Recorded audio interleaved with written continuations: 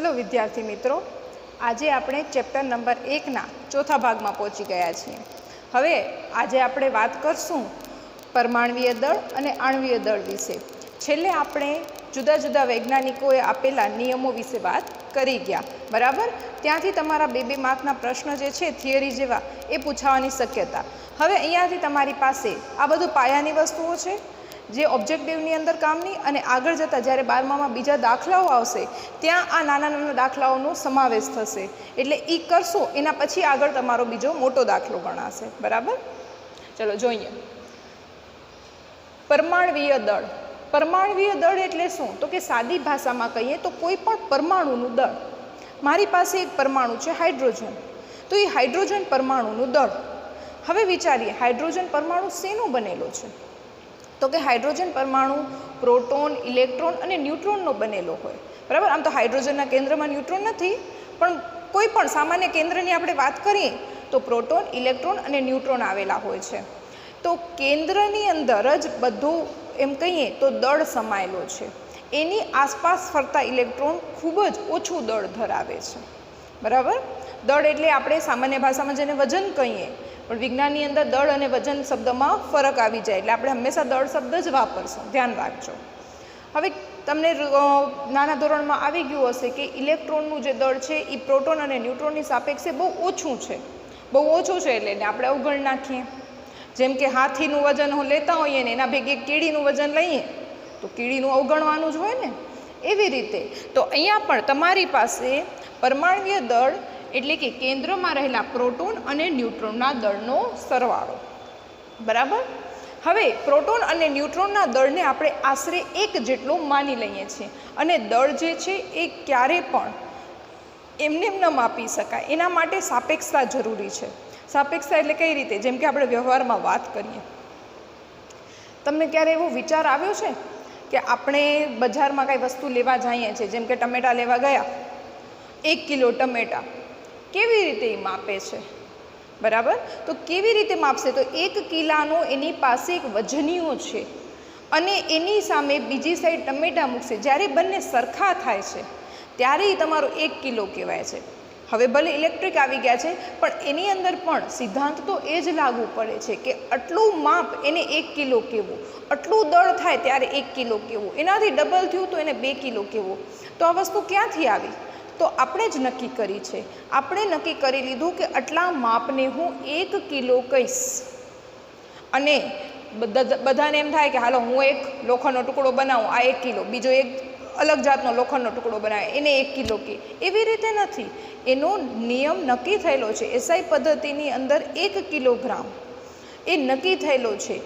એના માટે ઇરિડિયમ અને જેવી ધાતુ જે છે જે ખૂબ જ એમ કહીએ તો ઓછી સક્રિય છે, ઓછી સક્રિય હોવાને કારણે વાતાવરણથી બહુ અસર ન પામે, એ રાસાયણિક પ્રક્રિયા કરીને એનું બંધારણ ન બદલાય, તો એને એક એવી પેટીમાં મૂકી છે જ્યાં એને બીજું પાછું કોઈ વાતાવરણ ન લાગુ પડે, અને એ જે ટુકડો છે એ 1 કિલોનો છે એમ સ્વીકાર્યો છે, અને એના ઉપરથી બધાને 1 કિલો દેવામાં આવ્યા છે કે આ ટુકડાનું જે વજન છે એ વજન જો જેટલી વસ્તુનું હોય એ બધો 1 કિલો કહેવાશે। જેને કારણે તમે આ દેશમાં હો કે કોઈ બીજા દેશમાં હો, કોઈ પણ અન્ય શહેરમાં હો, બધી જગ્યાએ 1 કિલો વસ્તુ બદલાતી નથી, બરાબર? એ વજન એમને એક સરખું રહે છે। તો આખું એમ કહીએ તો વર્લ્ડ વાઇડ નક્કી થયેલી આ વસ્તુ છે। તો એવી જ રીતે હવે પરમાણુના દળ માટે તો કે કાંઈક સાપેક્ષ જોઈશે ને, એ કોની સરખામણીમાં છે? તો એના માટે લેવામાં આવ્યો કાર્બન C12, બરાબર, અથવા કાર્બન 12, એને પ્રમાણિત ગણવામાં આવ્યો।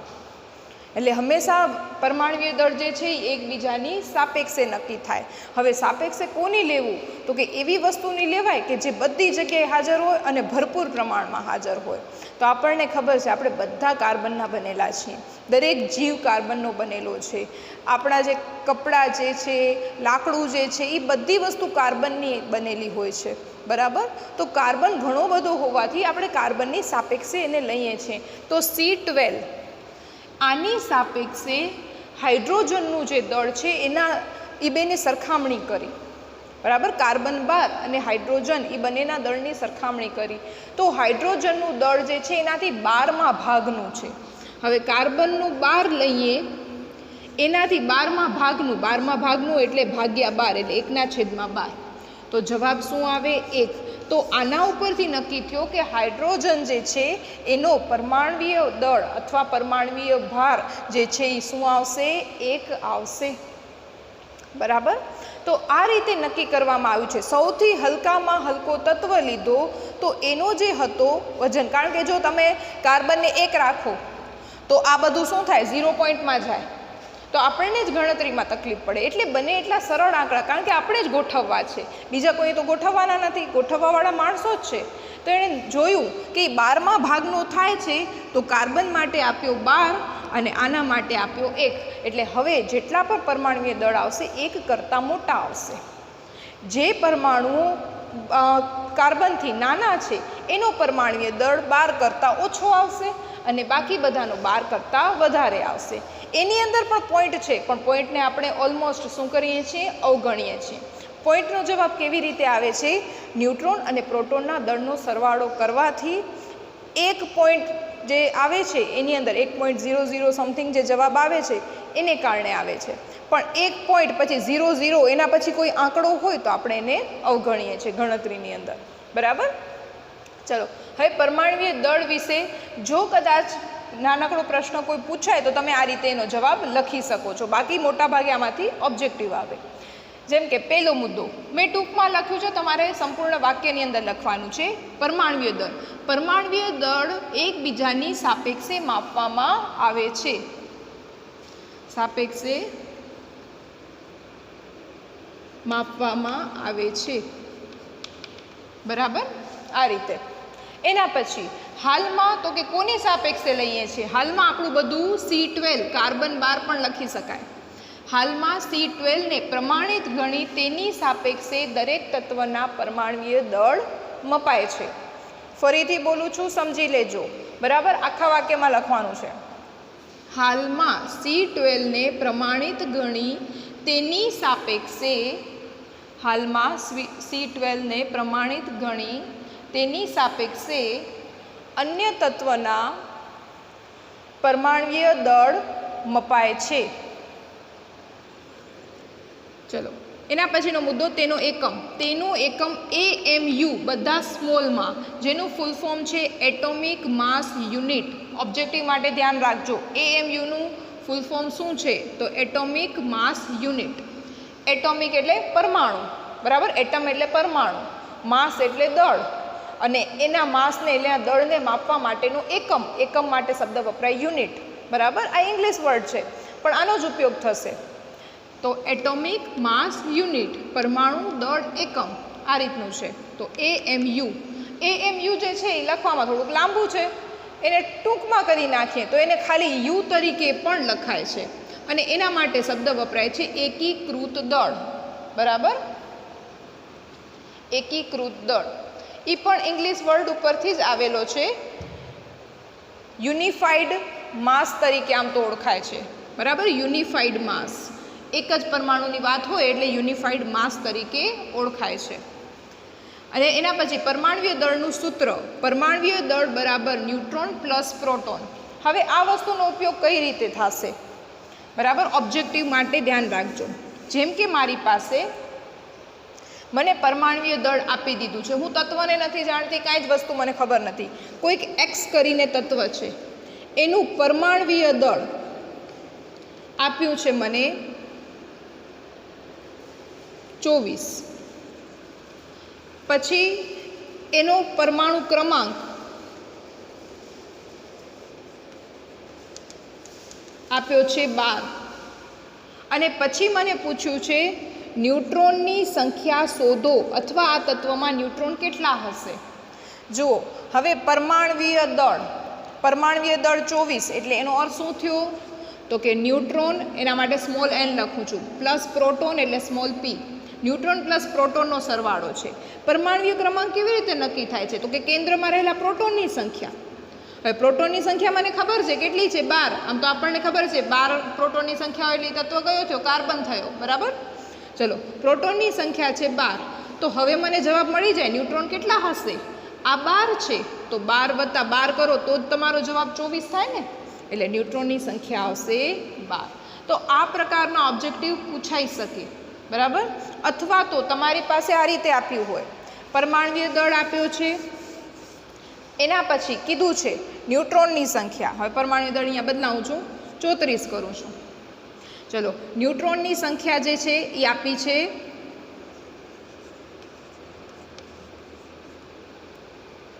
અહીંયા આપણે આ રીતે લઈએ 35.5। એક મિનિટ, ચલો, પરમાણ્વીય દળ જે છે એ આપ્યો છે 23, બરાબર। ચલો, ન્યુટ્રોનની સંખ્યા મને આપી છે 12 અને પૂછ્યું છે તત્વ કયું છે। હવે તત્વ કયું છે તો તત્વ જાણવા માટે મને પરમાણુ ક્રમાંક જોઈશે, પરમાણુ ક્રમાંક મેળવવો છે તો એના માટે પ્રોટોનની સંખ્યા જોઈશે। તો હવે તરત જ હું અહીંયા ન્યુટ્રોનની સંખ્યા 12, તો અહીંયા આપણે 12 મૂકીએ, તો 12માં કેટલા ઉમેરશો તો 23 થશે, બરાબર। તો તમે આ બાદબાકી કરશો, તમારો જવાબ શું આવશે? 11, એટલે કે 12 + 11 હોય તો તમારા શું થશે? 23 જવાબ આવશે। હવે 11 એટલે કયો તત્વ? તો કે સોડિયમ Na, બરાબર। તો આ રીતે તમને ફેરવીને ઓબ્જેક્ટિવ પૂછે છે। કોમ્પિટિટિવ એક્ઝામમાં પણ આવા ઓબ્જેક્ટિવ પૂછાતા હોય છે, મોટા હોય, 200 હોય, 300 હોય, એવી રીતના હોય, પણ એમાં ત્યારે તત્વ ન પૂછે, તમને માત્ર પ્રોટોન અને ન્યુટ્રોનની સંખ્યા વિશે જ કોઈકને કોઈક પ્રશ્ન પૂછશે, અથવા પ્રોટોન અને ન્યુટ્રોનની સંખ્યા આપી દીધું હોય ને પૂછે પરમાણ્વીય દળ કેટલો, તો તે તો બહુ સરળ છે, બંનેનો સરવાળો કરી નાખો, જવાબ આવી જશે, બરાબર। એટલે આ સૂત્ર ધ્યાન રાખજો। ચલો, હવે એના પછી બાજુમાં જો એક કોઠો મેં દોર્યો છે, આ કોઠાની અંદર તત્વના પરમાણ્વીય દળ લખેલા છે, અને આ કોઠો આપણને યાદ પણ રાખવો પડશે, કારણ કે આ એટલા પાયાના તત્વો છે જે વારંવાર વપરાય છે। તો એના માટે તમને ક્યારેક આણ્વીય દળના પ્રશ્નો પૂછે તો કેટલાકના પરમાણ્વીય દળ નથી આપતા। હવે આણ્વીય દળ શું છે એની વાત આપણે પછી કરીએ છીએ, પણ પહેલાં અહીંયા આટલું યાદ રાખી લો, હાઇડ્રોજન 1.008, પણ આશરે આપણે 1 જ લેશું, એટલે આ જ આંકડો યાદ રાખજો, બરાબર। ચોપડીની અંદર ગણતરીમાં આ આંકડો દર્શાવ્યો છે, પણ આગળ જતાં અથવા 12મામાં અથવા કોમ્પિટિટિવ એક્ઝામમાં ક્યાંય આ આંકડાને ધ્યાનમાં નથી લેતા, અવગણે છે।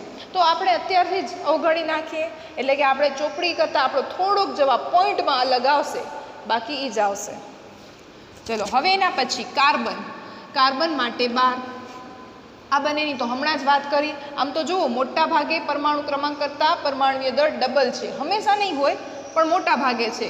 આનો પરમાણુ ક્રમાંક 1 છે, તો આ 1 જ રહ્યો છે, કારણ કે એના કેન્દ્રમાં ન્યુટ્રોન નથી, 1 જ પ્રોટોન ને 1 પરમાણ્વીય દળ। જ્યારે કાર્બન 6 છે તો એનું શું થયું? 12। નાઇટ્રોજન 7 છે, એનો પરમાણ્વીય દળ થયો 14। ઓક્સિજનનો પરમાણુ ક્રમાંક 8 છે, એનો પરમાણ્વીય દળ થયો 16। સલ્ફર જે નિયમ પ્રમાણે જાય છે, પહેલાં એને આપણે જોઈ લઈએ। સલ્ફર છે 16 પરમાણુ ક્રમાંક, એનો શું થાય છે? 32। હવે આ ધ્યાન રાખજો, ક્લોરીનનો પરમાણુ ક્રમાંક 17 છે, પણ એનો પરમાણ્વીય દળ જે છે એ 35.5 લેવામાં આવે છે। આ રીતે એનું દળ છે, પ્રાયોગિક રીતે ગણતરી કરીને માપેલું છે, આ વસ્તુ સાબિત થયેલી છે, એટલે આપણે અત્યારે આ આંકડો જ યાદ રાખવાનો છે। એવી જ રીતે સોડિયમ, પરમાણુ ક્રમાંક ભલે 11 છે, પણ 22 નથી થતો, એનો પરમાણ્વીય દળ થાય છે 23, બરાબર। અને આયન Fe, પરમાણુ ક્રમાંક તમને ખબર હશે કેટલો છે? 26, જૂનું ભૂલવાનું નથી, અને એનો પરમાણ્વીય દળ જે છે એ છે 56, બરાબર। આ 26 છે ને આ 56 થઈ જાય છે, ડબલ નથી થતો, તો ખાસ ધ્યાન રાખજો। આટલી વસ્તુ તો તમારી નિયમ પ્રમાણે જશે, પણ એક આ હાઇડ્રોજન, ક્લોરીન, સોડિયમ અને આયન, આ ન ભૂલાઈ જાય, કારણ કે આટલા સાદા તત્વો હોય છે ને તો ઘણીવાર કાઉન્સમાં એના પરમાણ્વીય દળ નથી આપતા અને આણ્વીય દળ શોધવાનું પૂછે છે, બરાબર। તો આટલા તમને પાકા હોવા જોઈએ। આના સિવાય આવર્ત કોષ્ટકમાં ઘણા તત્વો છે, જો એના આધારે એ આણ્વીય દળ શોધવાનું પૂછશે તો એ તમને ચોક્કસથી જણાવશે, બરાબર। એ તમને ચોક્કસથી જણાવશે કાઉન્સની અંદર પરમાણ્વીય દળ, તો તમે સહેલાઈથી એને શોધી શકશો। ચલો, આટલું લખી રાખજો।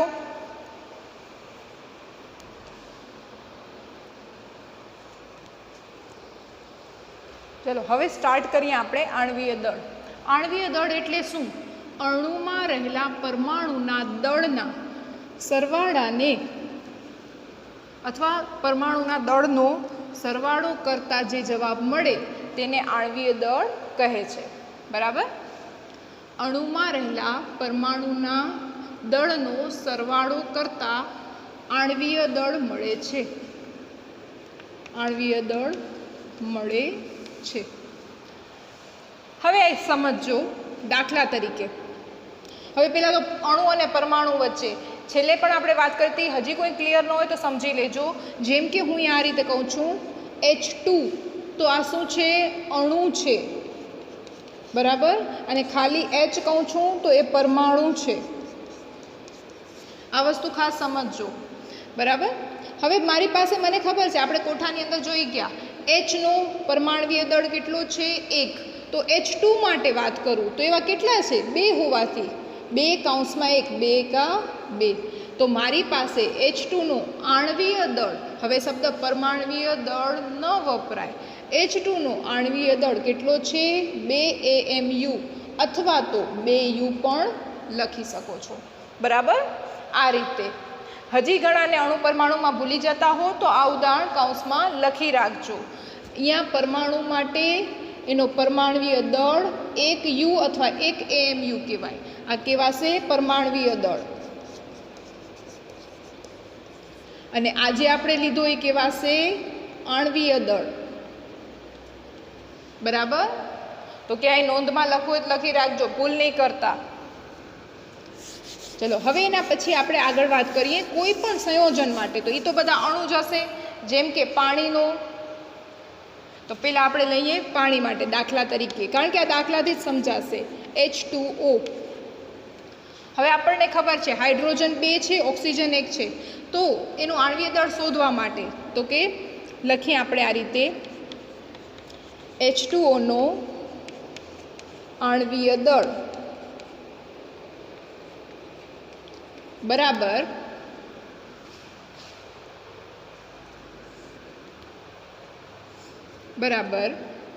એક લાઈનમાં આવે તો ભલે, નહીં તો નીચે લખવાનું 2 કૌંસમાં હાઇડ્રોજનનો, કારણ કે આપણે અણુસૂત્રમાં શું છે? અણુસૂત્ર પરથી જ જવાબ મળશે. 2 હાઇડ્રોજન હોવાથી અહીંયા 2 લગાડ્યા છે. હાઇડ્રોજનનો એટલે કે Hનો પરમાણવીય દળ વત્તા ઓક્સિજન કેટલા છે? 1. તો 1 લખીએ આપણે, અથવા 1 ન લખો તો પણ ચાલે, કૌંસમાં લખીએ ઓક્સિજનનો પરમાણવીય દળ. ચલો હવે કિંમત મૂકીએ. હાઇડ્રોજનનો પરમાણવીય દળ કેટલો છે? 1 વત્તા ઓક્સિજનનો પરમાણવીય દળ કેટલો છે? 16. બરાબર? આપણે આખો જ લઈએ છીએ, 1.008 નથી લેતા. ચલો 2 એકા 2 વત્તા 16, જવાબ થયો 18. પણ ખાલી 18 ન લખવાનો, 18 AMU અથવા 18U તરીકે. તો આ તમારો જવાબ થયો. આ રીતે બહુ જ સરળ દાખલાઓ છે આના. બરાબર? વ્યવસ્થિત પહેલાં આ ઉદાહરણ લખી રાખો, પછી આપણે બીજા ઉદાહરણ જોઈએ છીએ. આવા નાના નાના દાખલા માત્ર ને માત્ર 1 માર્કમાં જ આવે. બરાબર? એવું નહીં વિચારતા કે 2 માર્કમાં આટલો સરળ દાખલો આવશે, નહીં આવે. આમ તો 10મામાં આ વસ્તુ તમે શીખી ગયા છો, પણ તેમ છતાં 10મા ધોરણની અંદર ઘણા છોકરાઓ દાખલા જે છે એ ઓપ્શનમાં કાઢતા હોય છે. તો ત્યાં તમને 2 માર્ક મળતા, હવે નહીં મળે. બરાબર? હવે તમે 11મામાં આવી ગયા છો, ઓબ્જેક્ટિવમાં આ વસ્તુ પૂછાતી હોય છે. હવે બીજા ઉદાહરણ જોઈએ.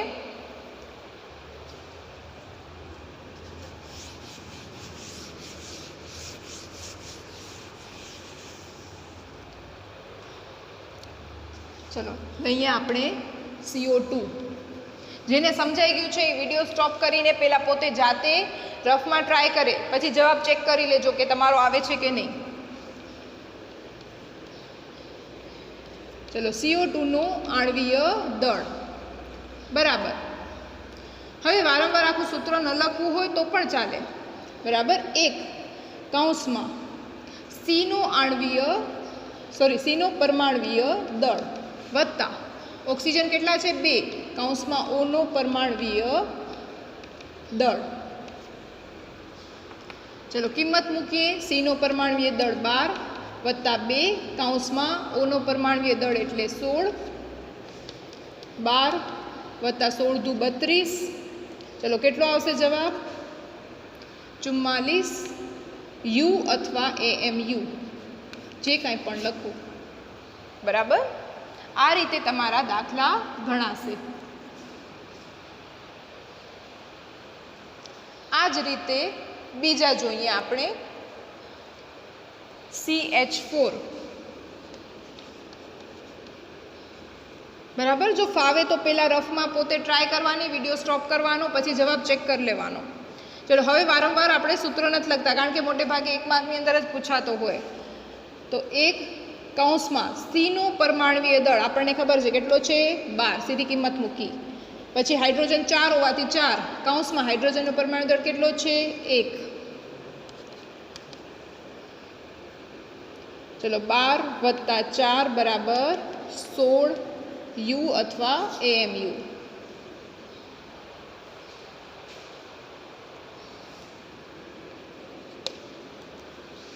હવે એના પછી લઈએ HCl. ચલો HCl નો આણ્વીય દળ શોધો.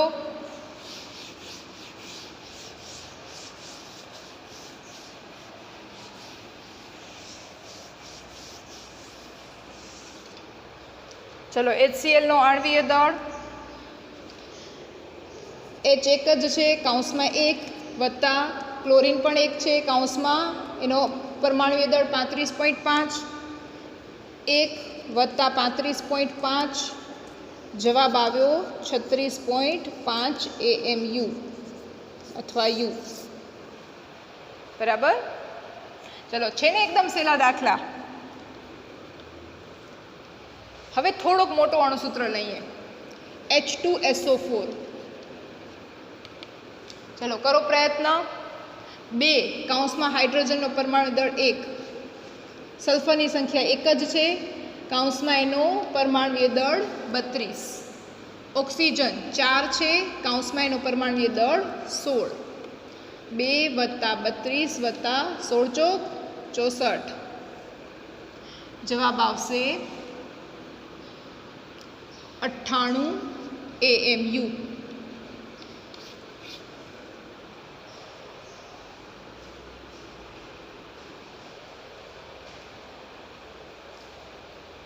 ચલો હજી એક ઉદાહરણ લઈએ, જે તમારી ચોપડીમાં કોયડા સ્વરૂપે પૂછેલો છે. C6H12O6. ચલો બહુ સરળ છે. 6 શાંતિથી કરજો. કૌંસમાં કાર્બનનો પરમાણવીય દળ એટલે કે 12 વત્તા હાઇડ્રોજનની સંખ્યા 12. ચલો કૌંસની અંદર એનો પરમાણવીય દળ 1 વત્તા 6 ઓક્સિજનનો પરમાણવીય દળ 16. કરો સરવાળો. 12 છક 72 વત્તા 12 16 છક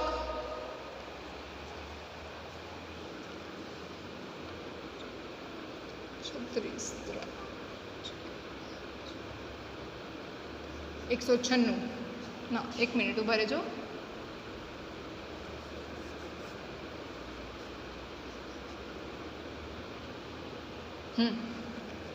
બરાબર? ચલો કરો સરવાળો. તમારો જે જવાબ છે 180 યુ અથવા AMU.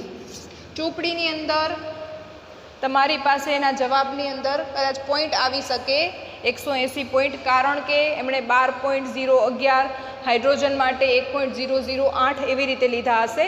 અત્યારે આપણા માટે આ બરાબર છે. બરાબર? કારણ કે પોઈન્ટ પછી 0.1 એટલો જે છે એ અવગણી શકાય છે, અને આગળ જતાં તમને ક્યાંય પોઈન્ટ આવશે પણ નહીં. હા, ક્લોરીન હશે તો 0.5 કે હશે તો ભાઈ 0.5ને ન અવગણી શકાય, 0.1 કે 2 ને અવગણી શકાય. ચલો સમજાઈ ગયા આ પ્રકારના દાખલા. હવે હોમવર્કમાં તમને આપું છું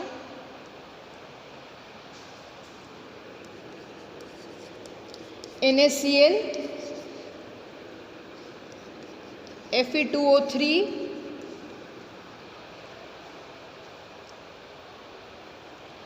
HNO3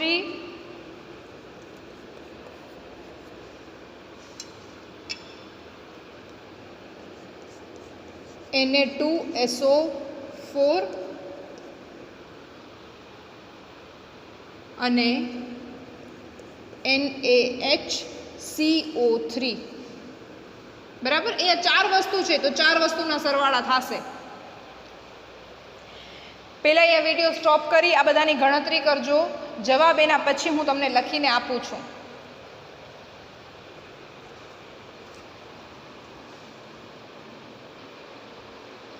ચલો જવાબ મેચ કરી લેજો. કંઈ ડાઉટ હોય તો કમેન્ટ સેક્શનમાં તમે પૂછી શકો છો.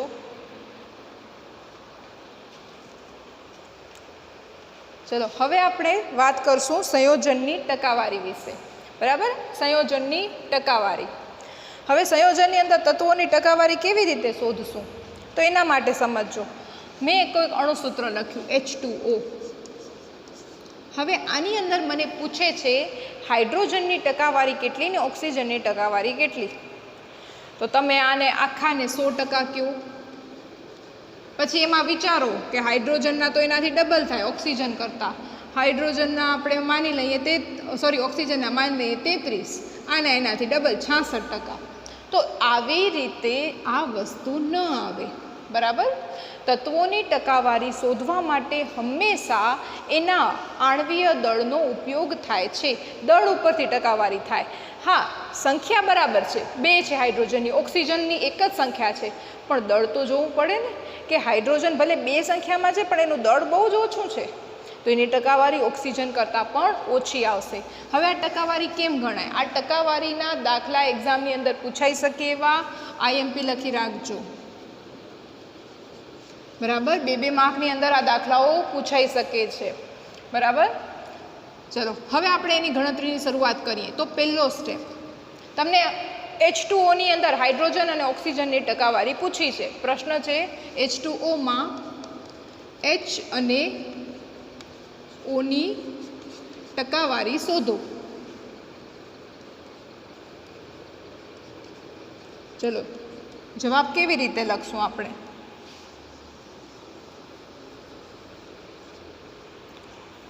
ચલો તો આપણે શરૂઆત કરીએ. સૌથી પહેલાં H2Oના આણ્વીય દળથી. H2Oનું આણ્વીય દળ. હવે આપણે ફટાફટ જ હવે અહીંયા બીજો સૂત્ર લખવાની જરૂર નથી. 2 કૌંસમાં હાઇડ્રોજનનું પરમાણ્વીય દળ એટલે 1 કૌંસમાં ઓક્સિજનનું પરમાણ્વીય દળ એટલે 16, 2 + 16 એટલે જવાબ આવ્યો 18U. આટલું કામ પૂરું થઈ ગયું. હવે આપણે વાત કરીએ કોઈ પણ તત્વની ટકાવારી શોધવી છે એટલે કે Hની ટકાવારી. જ્યારે કોઈ પણ વસ્તુની ટકાવારી શોધવી છે તો એના માટે તમારું સૂત્ર શું લાગુ પડે? તો હંમેશા એનું પોતાનું પરમાણ્વીય દળ એટલે કે Hનું પરમાણ્વીય દળ છેદમાં આખા અણુનું, કયો અણુ આપ્યો છે? H2Oનું આણ્વીય દળ. ટકાવારી છે એટલે ગુણ્યા શું આવશે? 100. બરાબર, ચલો હવે કિંમત મૂકીએ. Hનું પરમાણ્વીય દળ કેટલું છે આપણને ખબર છે? 1 છેદમાં H2Oનું આણ્વીય દળ આપણે શોધી આવ્યા, કેટલું આવ્યું? 18, એને ગુણ્યા 16. કેલ્ક્યુલેટરની છૂટ છે, કેલ્ક્યુલેટરનો ઉપયોગ કરો. 100/18, તમારો જવાબ આશરે 11.2ની નજીકનો આવશે. 11.2%. બરાબર, ચલો હવે એના પછી વાત કરીએ આ જ રીતે ઓક્સિજનની ટકાવારી. તો ઓક્સિજનની ટકાવારી માટે શું કરશું? તો કે Oનું પરમાણ્વીય દળ છેદમાં સંયોજન એટલે કે H2Oનું આણ્વીય દળ ગુણ્યા 100. ચલો ઓક્સિજનનું પરમાણ્વીય દળ કેટલું છે? 16 છેદમાં 18 ગુણ્યા 100. કરો ગણતરી. તમારો જવાબ આવશે 88.8%. આ તમારો દાખલો પૂરો થયો. બરાબર. હવે આની અંદર તો 2 જ તત્વ હતા. ઘણા તત્વ જેમ કે 3 તત્વ છે કોઈની અંદર, HNO3, હાઇડ્રોજન, નાઇટ્રોજન, ઓક્સિજન. તો વસ્તુ એ જ આવશે, પહેલાં આણ્વીય દળ શોધો, હાઇડ્રોજનની ટકાવારી, ઓક્સિજનની ટકાવારી, નાઇટ્રોજનની ટકાવારી. એવી રીતે 3 સ્ટેપમાં આગળ દાખલો થાય. બરાબર. અને તમારો જવાબ સાચો છે કે ખોટો એ તમે કન્ફર્મ પણ કરી શકો. આ બેનો સરવાળો કરો. 11.2, 88.8. જવાબ શું થયો? 100% આવી ગયા. કારણ કે આખું સંયોજન તો એના 100%. 100%માંથી 11.2% હાઇડ્રોજનના, ઓક્સિજનના 88.8%. ખ્યાલ આવી ગયો? આ રીતે તમારી પાસે તમે નક્કી કરી શકો. ઘણીવાર એવું થાય 99.9 આવતા હોય અથવા 100.1 આવતો હોય તો એને અવગણવાનું. કારણ શું? અહીંયા પોઈન્ટ જે છે એમાં થોડોક ફરક હોય તો એને કારણે એવું થઈ શકે છે, પણ એ આશરે 100 જ કહેવાશે. હજી એક વસ્તુ, જો કોઈને આ પ્રશ્ન તમને ઓબ્જેક્ટિવમાં પૂછવો છે, કેવી રીતે પૂછશે? તો એ શું કરશે? H2Oમાં Hની ટકાવારી 11.2 છે તો ઓક્સિજનની ટકાવારી જણાવો. બરાબર. ફરીથી સાંભળજો અને સમજજો. H2Oમાં Hની ટકાવારી 11.2% છે તો ઓક્સિજનની ટકાવારી શોધો. બરાબર. ટૂંકમાં પ્રશ્ન લખ્યો છે. હવે અહીંયા 2 જ તત્વનું બનેલું છે. આખા માટે 100 લાગુ પડે. એક તત્વનું 11.2 આપી દીધું છે તો તમે ઓક્સિજનની ટકાવારી તરત શોધી શકો. 100 - 11.2 કરી નાખો. તો હવે એના માટે આણ્વીય દળ શોધવાની પણ જરૂર નથી કે આ સૂત્ર લગાડવાની પણ જરૂર નથી. ઓબ્જેક્ટિવ છે, રફમાં ગણતરી કરવી છે. લોંગ કટ કરો કે શોર્ટ કટ કરો, જવાબ આ જ આવશે. તો ખાસ ધ્યાન રાખવાનું. અને હજી સાથે સાથે દાખલાની અંદર કોઈને એમ થાય કે દાખલો આ પૂછાણો છે એટલે સુધી કર્યું, હવે ઓક્સિજનની તો હું હાઇડ્રોજન ઉપરથી શોધી શકું, તો આની જગ્યાએ બરાબર પેલા આ લખો લખી રાખો. ચલો હવે આ બગાડું છું.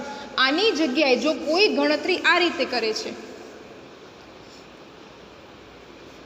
100 - Hની ટકાવારી આ રીતે લખે છે અને 100 - 11.2 અને 88.8% જવાબ લઈ આવે છે, તો આ જવાબ પણ સાચો જ કહેવાશે. કારણ કે તમે આ ગણતરી દર્શાવી છે. બરાબર. ગણતરી તમે બંને રીતે દર્શાવી શકશો.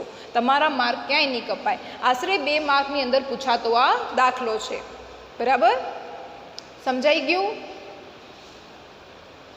જો 2 તત્વ છે તો તમારી પાસે એક તત્વ આવી જાય તો બીજો મળી જાય. કોઈને એમ થયું ઓક્સિજન પહેલાં શોધ્યો, હાઇડ્રોજન પછી શોધ્યો, ચાલે, એનાથી કાંઈ ફરક નથી પડતો. ગણિત જ છે, ગમે તે રીતે તમે કામ કરી શકશો.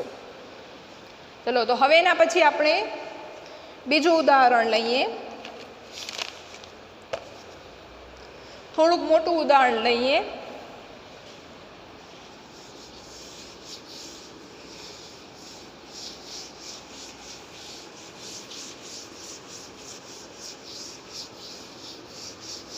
કોમ્પિટિટિવ એક્ઝામના ઓબ્જેક્ટિવની અંદર કાંઈ જ નથી હોતું. આ જ રીતે બધી વસ્તુઓ ફેરવીને પૂછેલી હોય છે અને ત્યાં આપણે મૂંઝાઈ જતા હોઈએ છીએ કે આટલા મોટા દાખલા કેમ ગણવા. અરે આટલા મોટા દાખલા નથી ગણવાના, તૈયાર વસ્તુ આપી છે એનો ઉપયોગ જ કરવાનો હોય છે.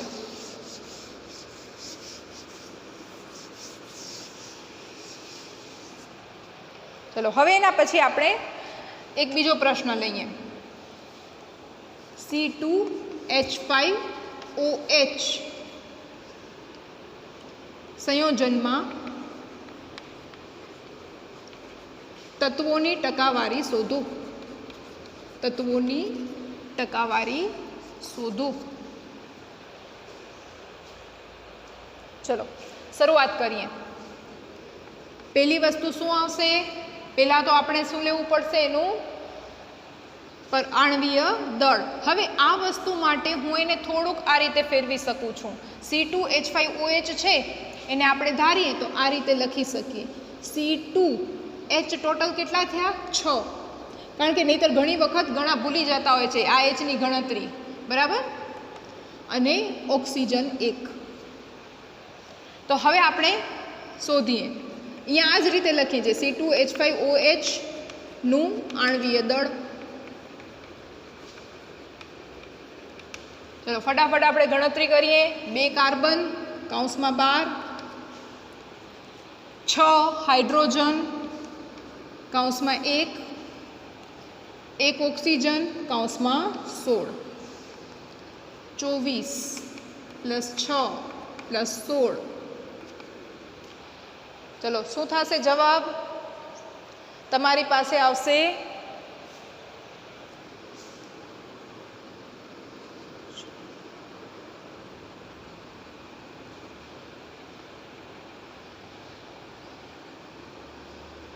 6 માંથી વધી 1, 46.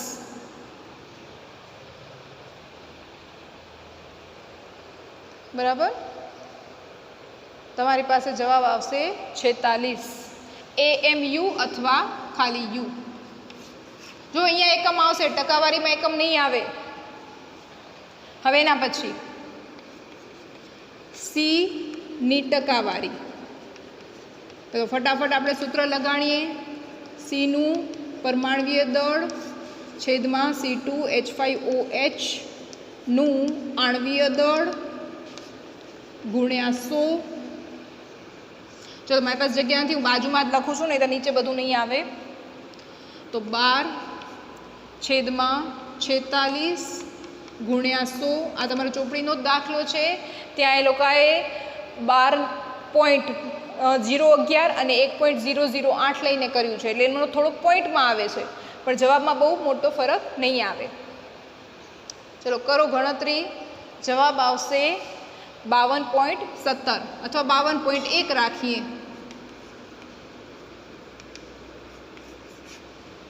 બરાબર, આશરે જવાબ આ જ આવશે. એના પછી સી પછી વારી લઈએ એચની ટકાવારી. ચલો એચનું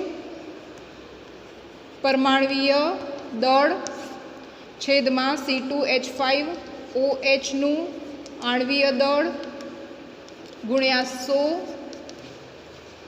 1/46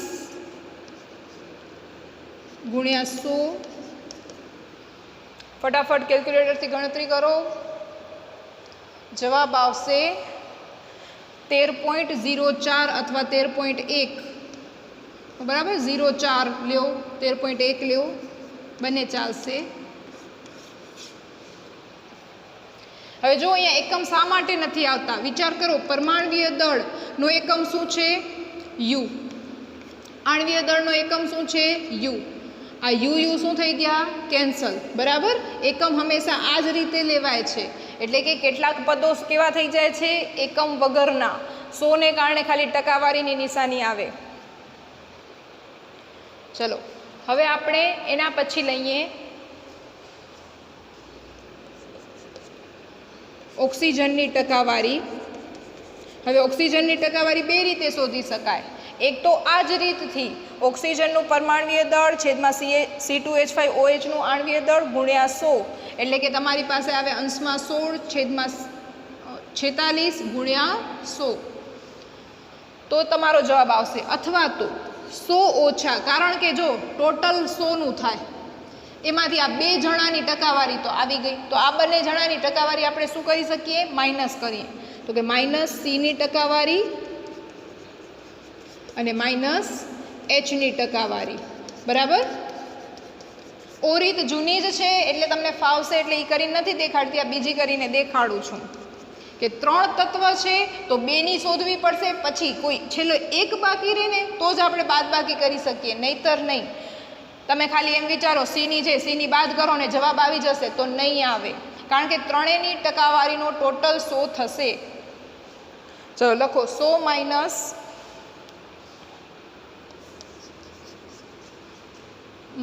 કાર્બનનો આપણી પાસે આવ્યો 52.1 માઇનસ 13.1.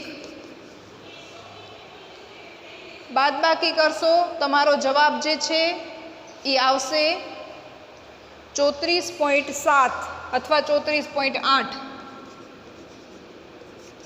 બરાબર 34.7 અથવા 34.8 એની આજુબાજુ તમારો જવાબ આવશે. આમ તો 34.78 જેવું પણ થાય જો 2 પોઈન્ટ સુધી ગણ્યા હોય તો આ રીતે તમારા દાખલા થશે.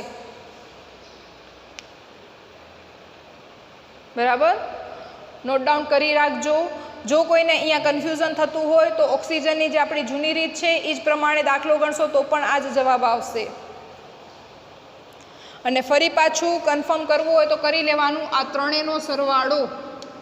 બરાબર, 52.1 વત્તા 13.1 વત્તા 34.7 તમારો જવાબ આવશે 99.9. 99.9 એટલે આશરે 100. તમારા ત્રણેય જવાબ સાચા છે.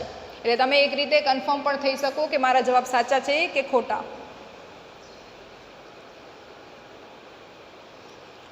ચલો એક દાખલો તમને હોમવર્કમાં આપું છું. Na2SO4 સંયોજનમાં તત્વોની ટકાવારી 3 તત્વ છે સોડિયમ, સલ્ફર અને ઓક્સિજન. આ ત્રણેયની ટકાવારી શોધાશે. વિડીયો સ્ટોપ કરી પોતાની રીતે દાખલો ગણજો. જવાબ હું હમણાં આપું છું.